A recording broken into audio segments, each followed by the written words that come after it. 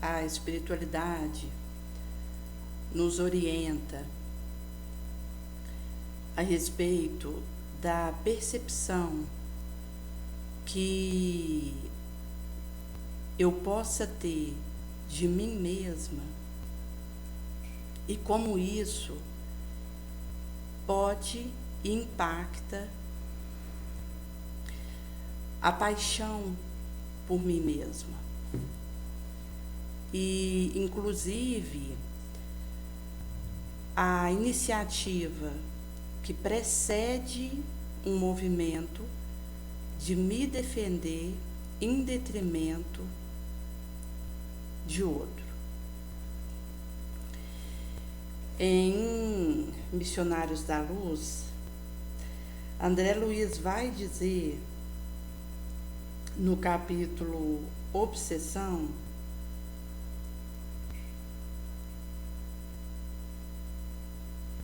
que precisa de um olhar cauteloso aquela fala minha que busca preservar e defender a minha imagem a qualquer custo. Até porque nós estamos imersos numa condição em que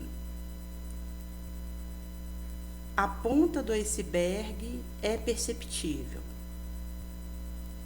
mas a maior parte da vivência e da luta que ocorre, ela é porta adentro da alma. Por isso que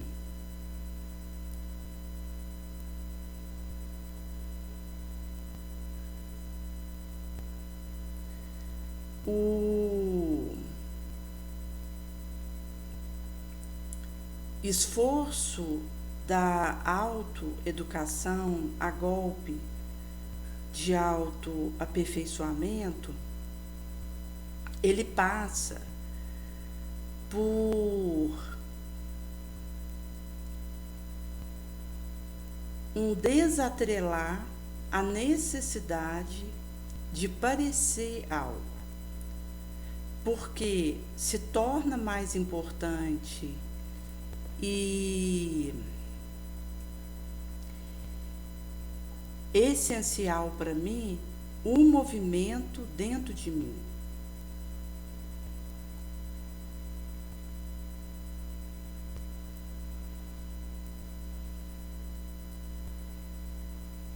Nesse jaez,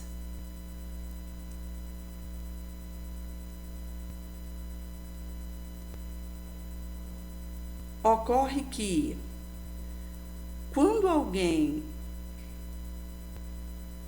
atesta que foi prejudicado ou traído por outrem e que precisa fazer justiça com a própria mão ou buscar uma compensação para o que o outro a fez passar, isso vai dizer de como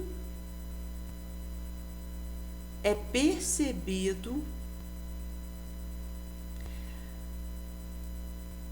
eu em relação ao outro e vice-versa.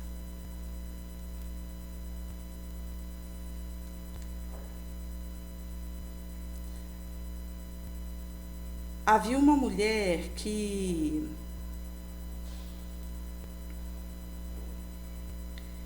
alegava que um homem havia afrontado, menoscabado a ela, lançado ela a uma desvario, escarnecido, malbarateada a sua sorte.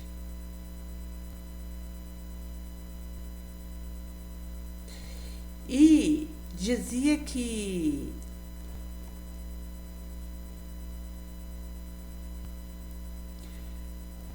seria justo ele experimentar e viver o sarcasmo, a zombaria da sorte, como ela havia sido feita viver por ele. E o fato dela estar desencarnada e ela ter reencontrado ele na carne, despertou nela uma inveja, um despeito, porque ela se considerava prejudicada por ele e ainda estava desencarnada. E ele, que, como ela pintava, havia prejudicado tanto, tinha sido concedido um mergulho na carne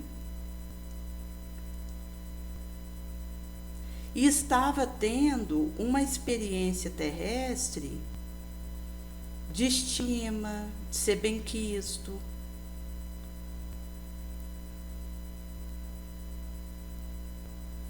Num claro individualismo e egoísmo, ao olhar a situação dele, encarnada e ela não.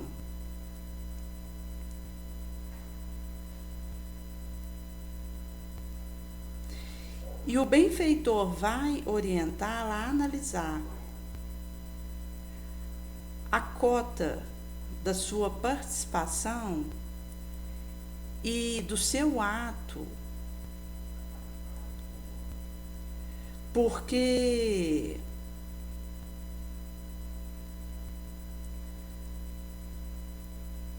eu, como um espírito encarnado, nessa plataforma aqui, trago uma série de débito, defeso para mim. Isso significa que quando eu me arvoro na condição da prejudicada, da vítima, é claro, uma inversão de enxergamento, de lucidez, que vai prejudicar a minha análise do que aconteceu naquele relacionamento.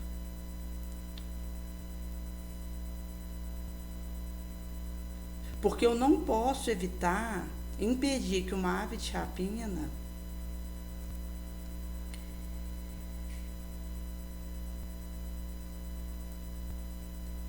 que é carnívora cruze livre sobre a minha fronte, sobre o meu teto. Mas eu posso impedir, evitar que ela faça ninho, se instale em minha cabeça, no meu rosto.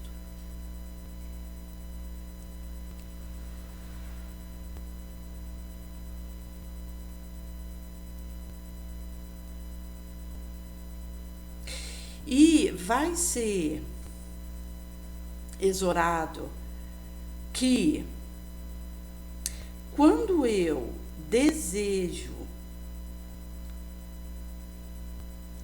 uma justiça, um acerto de conta a partir dessa percepção, eu estou incentivando e inflando a tirania do eu.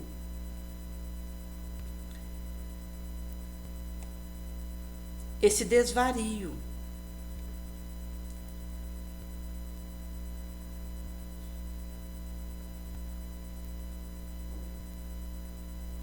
Porque Jesus, ele, na vigilância atinente à sua conduta e à sua moral, ele ficava atento ao ato e ao que pertencia e devia ao outro, alusivo à necessidade de quem estava do lado dele. Defendia e auxiliava para que fosse preservado o interesse do seu entorno, a que preço fosse, porque a abnegação, o desapego e a renúncia era prélio da sua conduta. Mas no momento em que ele foi a Flux para receber o julgamento, ele se conformou, calou e silenciou até o momento derradeiro.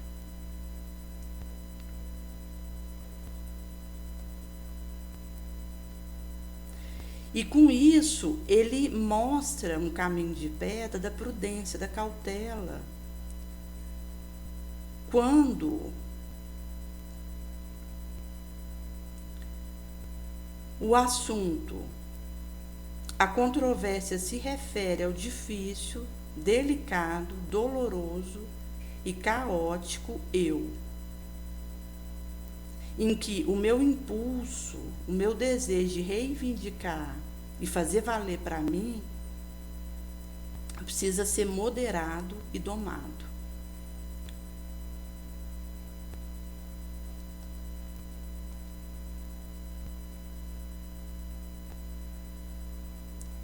Com isso, ele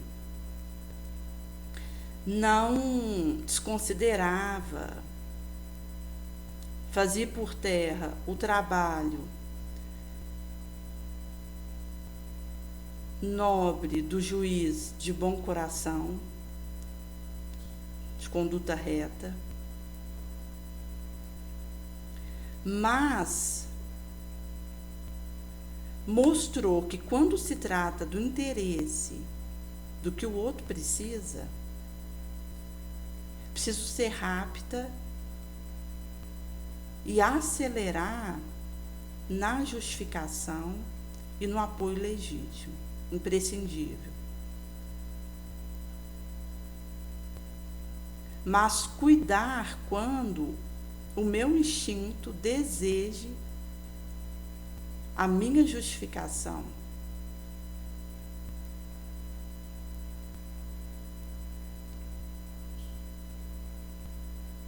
Porque um dos quesitos dessa experiência aqui, conforme Kardec vai aclarar, é o esquecimento do pregresso.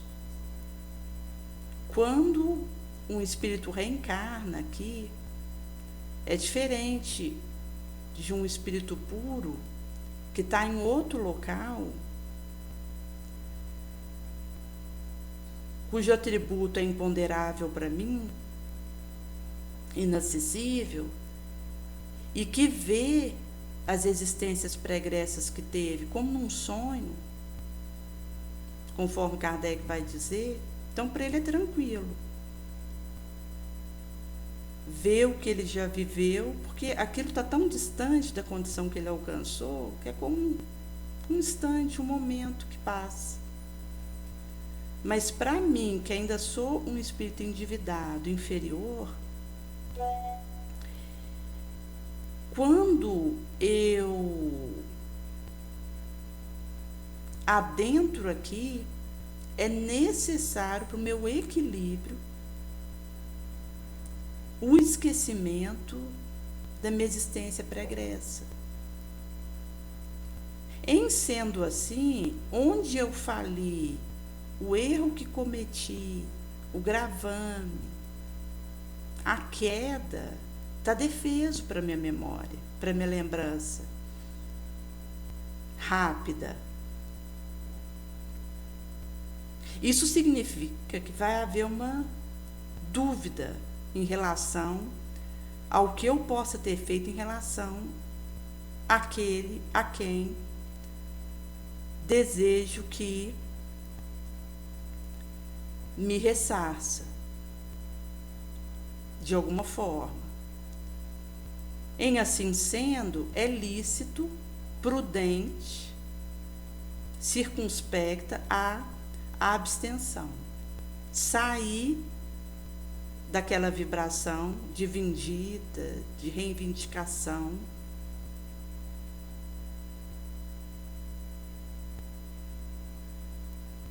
de ser ressarcida, recomposta pelo outro e silenciar.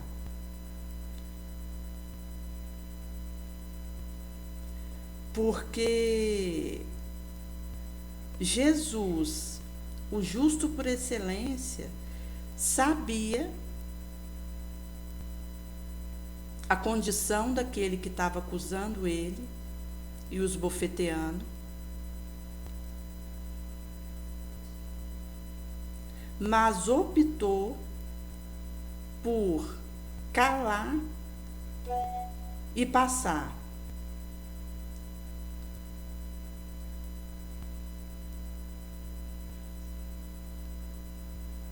E nessa trilha me aguardou no campo da compreensão do entendimento legítimo.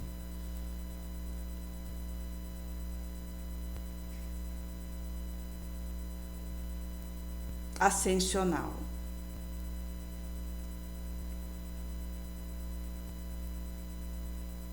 E mostrava com isso que o amai-vos uns aos outros como eu vos amei sobrepunha o olho por olho, braço por braço, ouvido por ouvido.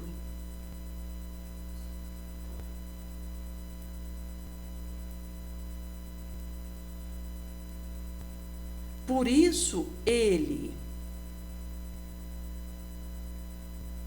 disse do heroísmo, isso em ato, que é essa manobra moral de amparar, defender aquele que precisa, merece, mas se absteve. Saiu de cena quando foi chamado a fazer justiça e a reivindicar algo para si mesmo.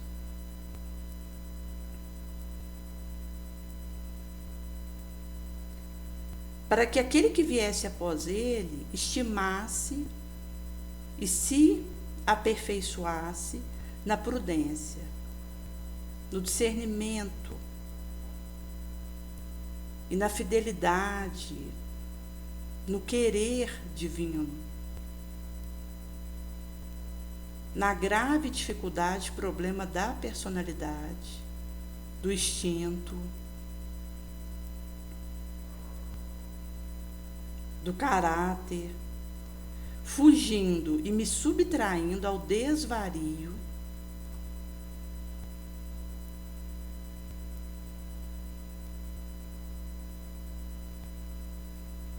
a loucura que a paixão, o apego do eu pode desencadear e cascatear no caminho afora.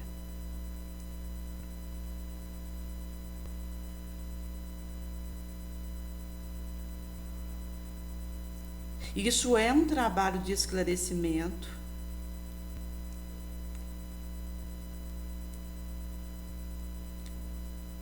de auxílio,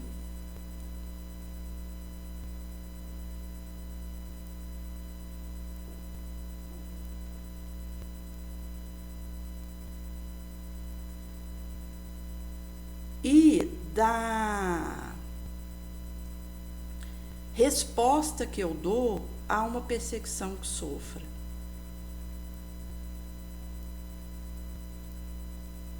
Houve um episódio em que Chico Xavier ele teve uma denúncia concatenada pelo sobrinho que por umas moedas assinou um documento contra o tio e firmou a inveracidade daquilo que ele psicografava.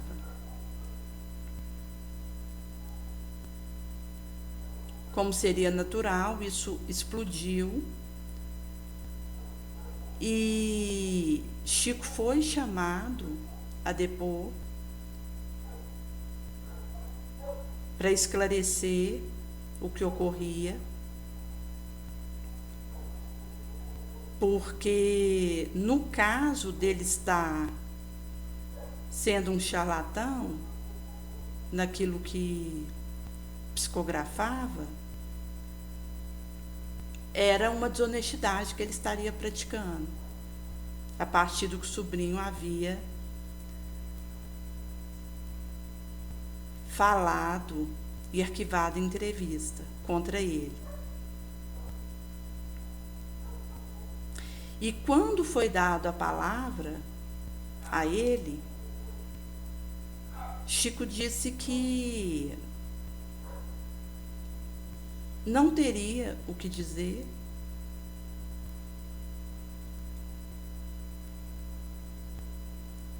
e que deixaria sem dar maior ênfase àquilo que havia acontecido,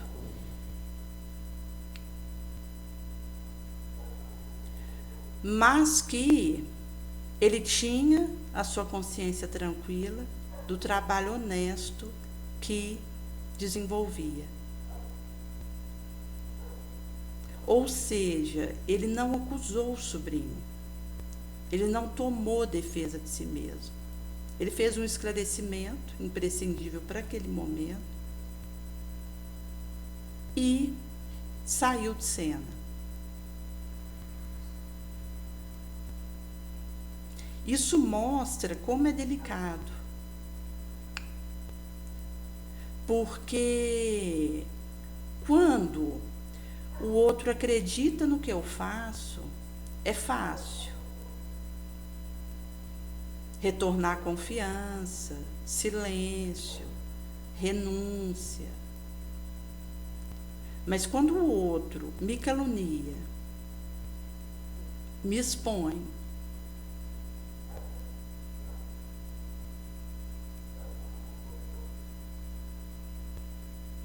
é o momento do desafio onde eu sou chamada a não expor a imagem do outro, a não pôr alguém contra ele,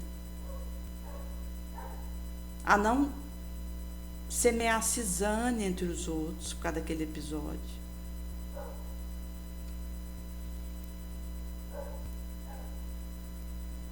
A elencar, destacar,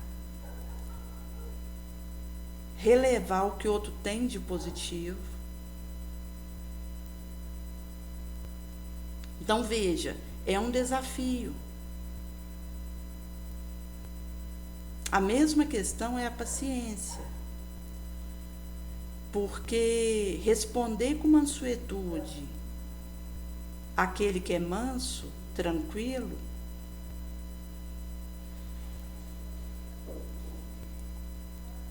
é espontâneo. Mas quando alguém é impaciente comigo, se encoleriza em relação a mim, me agride, é o momento de eu responder com o meu silêncio, a minha oração, a minha melhor cota, a minha paciência. Por isso que nessa questão da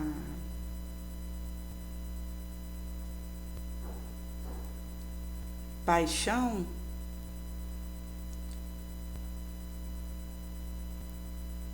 desatrelo, tormento, desvario do eu, é preciso ter muito cuidado.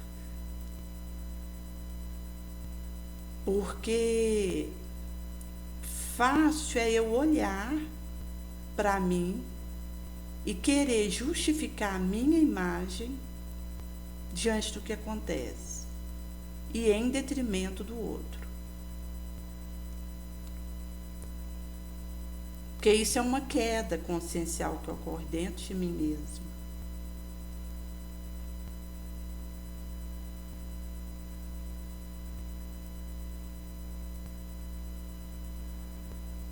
É uma luta intensiva que dilata, amplia a aspiração, o nobre.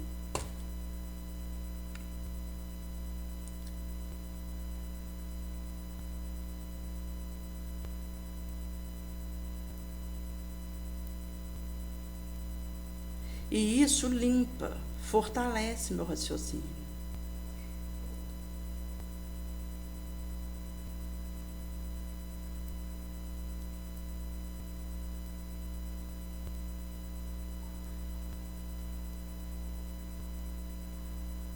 Por isso que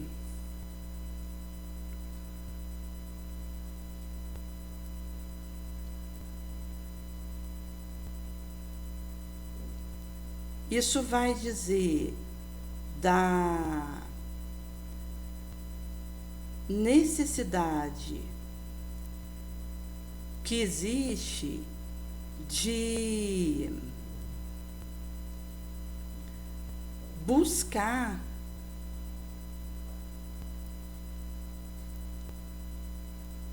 esse esforço.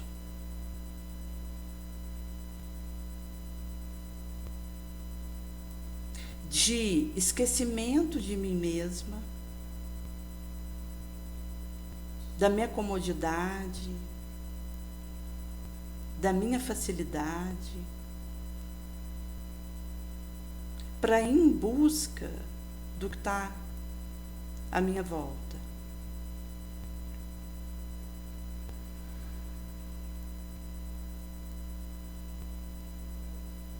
E quando acontece uma discussão em que uma das partes não consegue ceder e silenciar, isso pode desencadear tormenta e consequência imprevisível.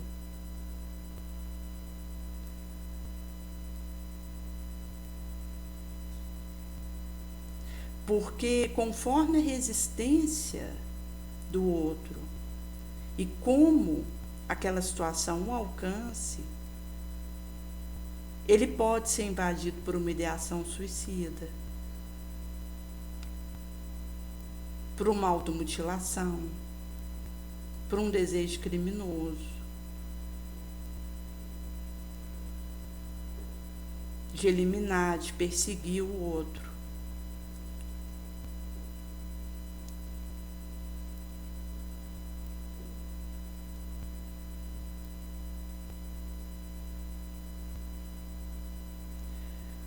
Por isso que, quando se fala de ser manso e humilde, Jesus dizia isso porque sabia que isso me daria uma vibração suficiente para fazer o bem passar.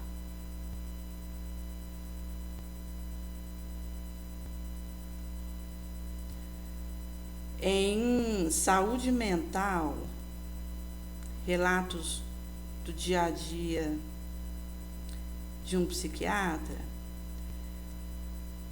Jaider vai falar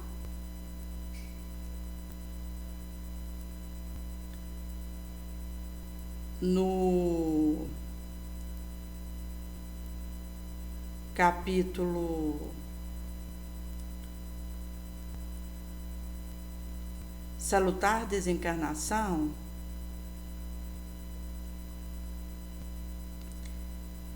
que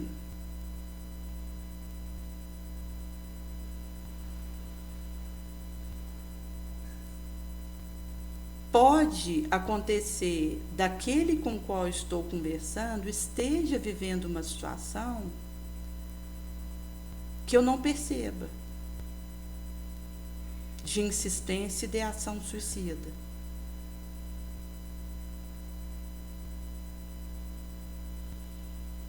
Ao qual o meu silêncio, a minha paciência vai fazer a diferença. E também a minha coragem de falar e de alertar. Porque a minha fraqueza vai me levar a querer acomodar uma conveniência, praticidade, a comodidade, ao conforto para mim.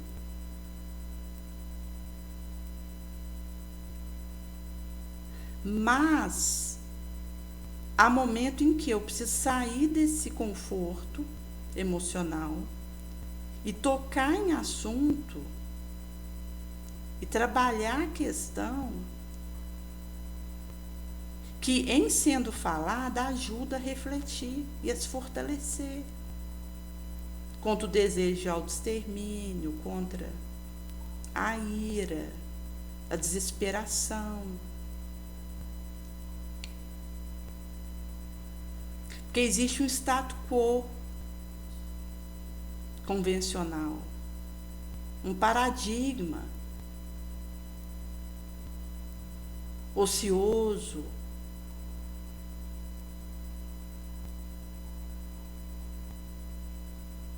que acomoda, que dita regra,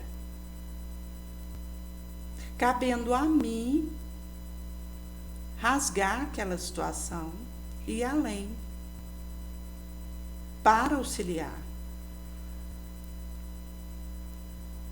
Então, igual essa questão do autocídio, que existe um silêncio sinistro em torno dessa questão, com a justificativa de não estimular, é preciso ter cuidado com isso.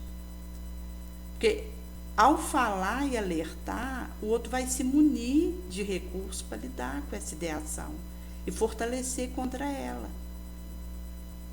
Isso pode ser decisivo entre uma tentativa contra si mesmo e continuar a vida.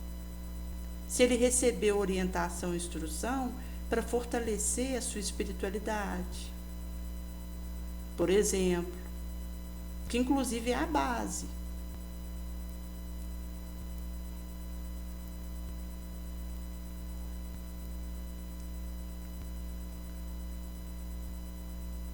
Daí que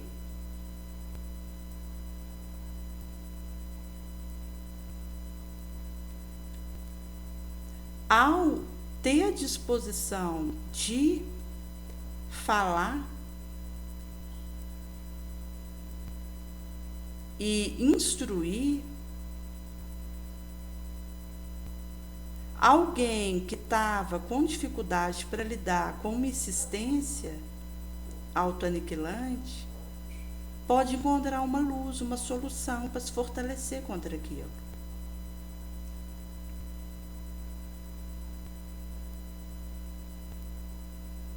Por isso, o Cristo me chama a sair de mim, a me renunciar, tomar minha cruz e segui-lo. Porque ele sabe que quando eu faço esse movimento, eu sou capaz de me sobrepor à conveniência, a comodidade, a água de coco na praia, e ir ao encontro da necessidade.